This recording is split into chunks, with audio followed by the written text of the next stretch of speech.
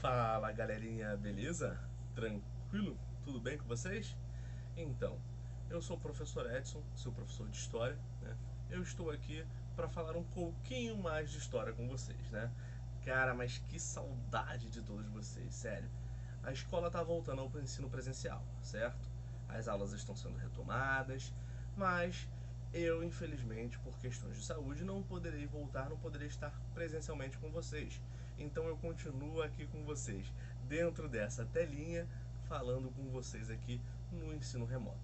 Continuarei postando as videoaulas, continuarei acessando e abastecendo a plataforma do Google Classroom. Beleza? A gente continua junto através desse distanciamento social, tá bom? Hoje nós vamos falar sobre o declínio do Império Romano, tá bom? Como que esse império se desconfigurou, se desfez, como que ele acabou, tá bom? E como que as coisas aconteceram para a mudança de períodos para a Idade Média, tá bom? Vamos falar disso? Então segura aí comigo. Então, pessoal, quando a gente fala de Roma antiga, né, principalmente sobre o Império Romano, a gente tem que entender de cara que o Império Romano expandiu o seu território. Lembra disso? Falamos isso já nas videoaulas anteriores, certo? Então, quando a gente pensa na expansão do território romano, logicamente vai ter um aumento de população, né? É claro que para a gente dizer quantas pessoas viviam no Império Romano é uma tarefa bem difícil, né, galera? Não existem tantos dados para isso. Mas o que nós temos são estimativas, tá bom? Estima-se que vivia no Império Romano cerca de 300 milhões de pessoas. Se a gente for comparar com a atualidade, para ficar mais fácil para vocês entenderem, só no Brasil, hoje em dia, nós temos 207 milhões de pessoas. E olha que hoje em dia é mais fácil, né? Hoje em dia tem muita forma da gente contabilizar isso. Mas 207 milhões só no Brasil. Né? Se a gente botar nas proporções populacionais daquela época, né, 300 milhões, pouco mais aí, né, um terço a mais do que a gente tem no Brasil hoje, 300 milhões no mundo inteiro, pessoal, naquele momento. A população de Roma estimava mais ou menos uns 15% por aí desses 300 milhões, tá bom? Gente, isso é muita gente, tá? É uma galera muito grande. O que torna a coisa mais difícil, certo? Porque pensa, já é difícil administrar o Brasil tão grandão assim, né? Tão cheio de gente. Imagina o Império Romano, com tanta gente diferente também. Complicado, né?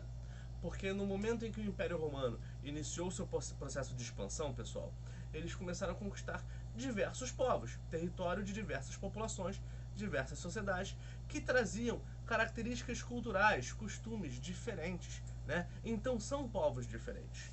Lembrando aqui que o Império Romano, como a gente já falou em aulas anteriores, ele conquistou todo o entorno do Mar Mediterrâneo, né?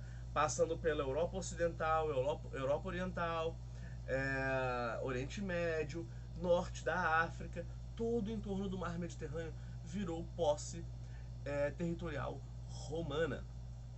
Isso significa, pessoal, que há uma diversidade muito grande e, ao mesmo tempo, uma outra característica importantíssima que vai se tornar um problema para Roma agora. Sabe o que? Fronteiras, pessoal, fronteiras, né? Quanto mais territórios em Roma, mais fronteiras para proteger. Então é preciso ter mais pessoas para proteger. Eita, olha só. E ainda atravessamos um momento em que o Império Romano começa a sofrer diversas invasões de povos estrangeiros, como eles chamavam, povos bárbaros, tá? Não é que esses povos se chamavam de bárbaros, não. Os romanos chamavam qualquer um de bárbaro, qualquer um que não fosse romano, tá? Que não tivesse a cultura romana, os costumes romanos, eles chamavam de bárbaros.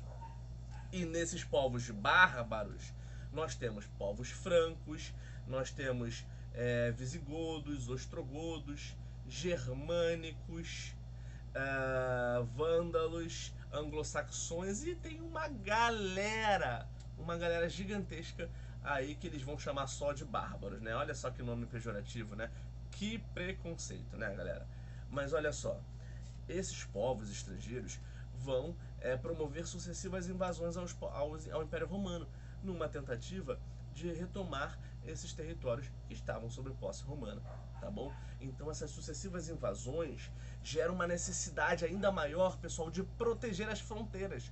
Agora pensa comigo, o Império Romano já estava numa crise tremenda, bagunçada, com um governo muito conturbado, com perdas financeiras. Como proteger? Porque proteger essas fronteiras, cada vez mais fronteiras, significava gastar cada vez mais dinheiro. Era uma administração cara. Então, pessoal, precisava ter o quê? Mais investimento em militarismo, em serviço militar, em exércitos, em tropas. Mas para isso, olha só o imperador romano pensando, vamos aumentar os impostos. E aí que está o problema, né? Para fugir desses impostos, mais imposto? Não. Para fugir desses impostos, os grandes proprietários de terra e também os camponeses sem terra, eles vão sair das cidades e vão migrar, vão se mudar, vão embora para os campos, para o espaço rural. Para fugir desses impostos e para fugir dessas invasões dos povos bárbaros, né? Olha só que complicado, né? Então, cada vez mais as cidades romanas vão ficando esvaziadas e a galera vai indo para os campos, né? Não vai dar certo, né? Vai ficar mais difícil ainda para Roma. Pois é. Se a galera tá saindo das cidades, se a galera tá migrando para os campos, quem vai proteger as fronteiras? Complicado, galera, muito complicado. Nessa mudança de vida da cidade para o campo, há uma outra coisa que vai acontecer, que é o que a gente chama de sistema de colonato. Por quê? Porque muitos desses camponeses, esses trabalhadores que vão migrar para a terra, para o campo, para o espaço rural, eles não possuem terras, então eles vão ter que trabalhar para quem possui terra. E nisso, eles vão se condicionar ao sistema de colonato. O que é esse sistema?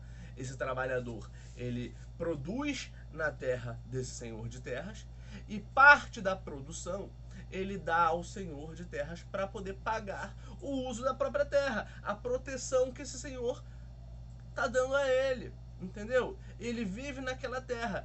Esse sistema de colonato, ele vai criar uma espécie de aprisionamento, tá? Não são escravos, tá? Mas são trabalhadores que pagam por aquilo para trabalhar, pagam através da própria produção, mas acaba sendo um sistema de aprisionamento dessa população, né? E das suas gerações sucessivas, seus filhos, netos, porque eles acabam sempre trabalhando para continuar produzindo, né?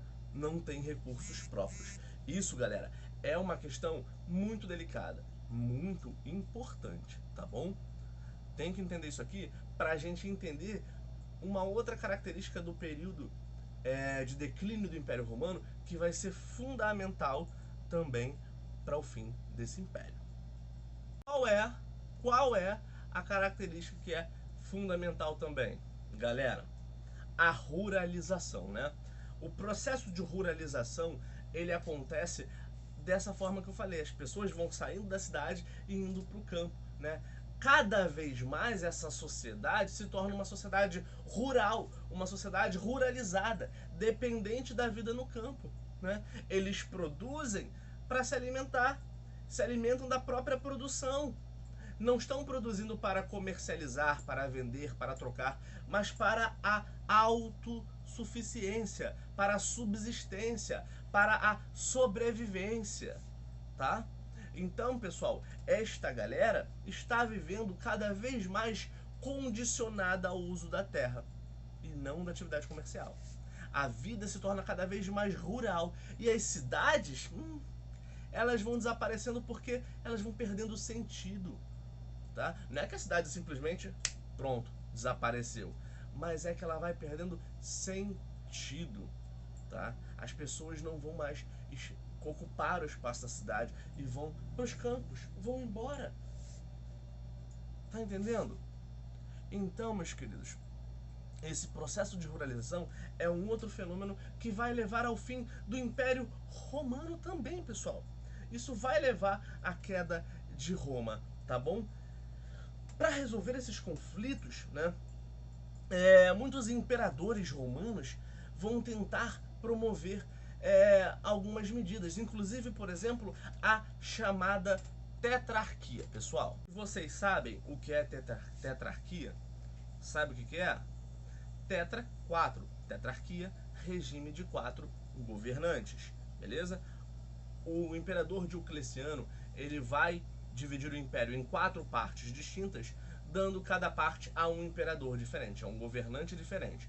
Então o império vai ser subdividido em 4 partes, com 4 governantes diferentes. Mas isso não vai dar certo, porque esses governantes, eles vão entrar em conflito.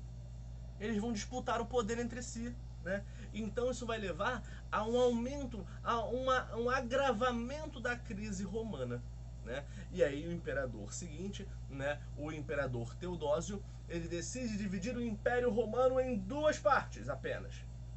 Império Romano Ocidental, com sede em Roma, Milão, e o Império Romano Oriental, que depois vai ser chamado de Império Bizantino, que vai ter a sua sede, a sua capital, vinculada, fincada, estabelecida na cidade de Bizâncio, Constantinopla, tá bom? E por isso que vai se chamar de Império Bizantino, porque sua sede está na cidade de Bizâncio. Então nós vamos ter Império Romano Ocidental e Império Romano Oriental.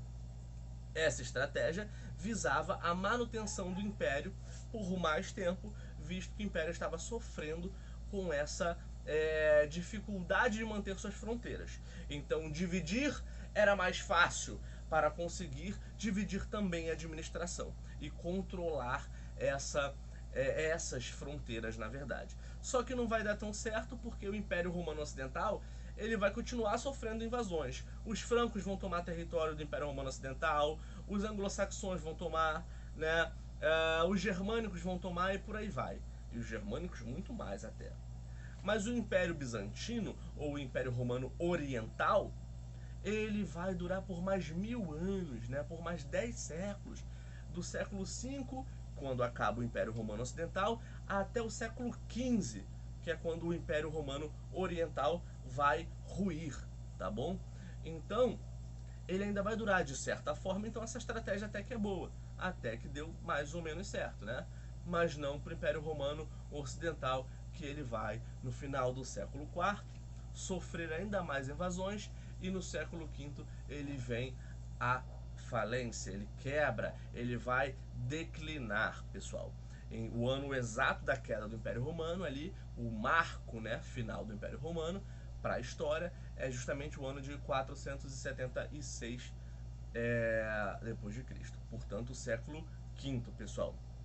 Isso é importantíssimo, tá bom? Porque é nesse ano que o último imperador, Rômulo Augusto, vai ser deposto do seu cargo, tá bom? E aí marca o fim oficial do Império Romano Ocidental. Beleza? Tá tranquilo para vocês? Isso é importante de entender, porque para muitos historiadores, todo esse processo de declínio do Império Romano é o que vai levar este império, né, a sua ruptura, né, e vai levar a Europa a uma mudança, tá? A uma mudança de sistema, uma mudança de regime, uma mudança consideravelmente gigante, tá? Que é o que a gente chama de Idade Média, que vai surgir, né?